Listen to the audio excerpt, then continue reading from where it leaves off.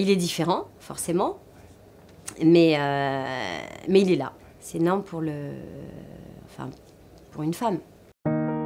La dermopigmentation, ça consiste en la création d'une nouvelle aréole, et donc en fait on réalise une dermabrasion superficielle de la peau qui va permettre ensuite d'insérer des pigments naturels pour recréer la coloration de l'aréole dans le cadre de la reconstruction mammaire.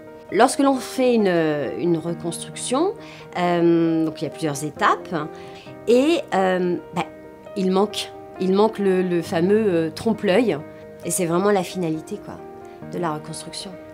Et c'est tellement important.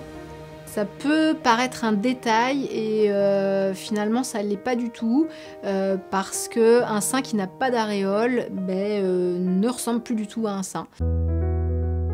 Si c'était nous les chirurgiens qui le faisions, il serait très probablement réalisé au bloc opératoire sous anesthésie générale.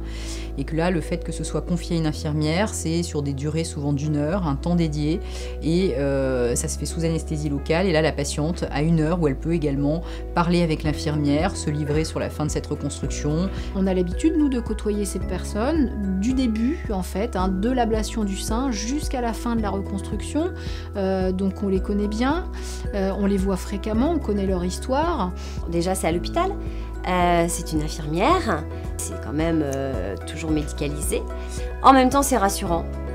Moi, c'était important pour moi. J'appréhendais un petit peu les petites aiguilles.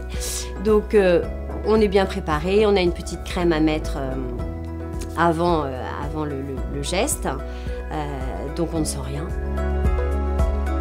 Il n'y a pas de volume en fait, puisque c'est vraiment un trompe-l'œil, il n'y a pas de... Voilà.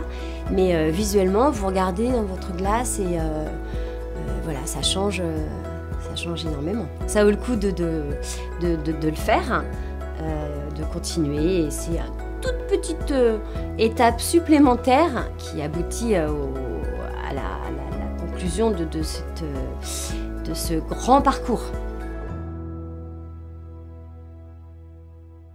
À l'ICO, nous sommes convaincus que la prise en charge des personnes touchées par le cancer ne doit pas s'arrêter au traitement de la maladie.